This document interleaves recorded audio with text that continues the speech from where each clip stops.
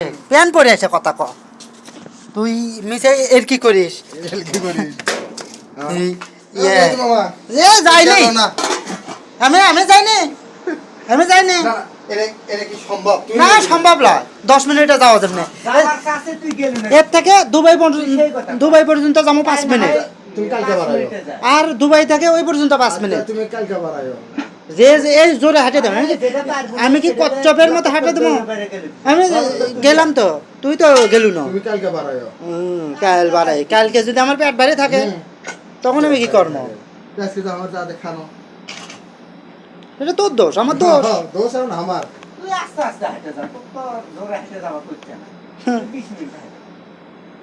ওই আমার সাথে ওই বুঝার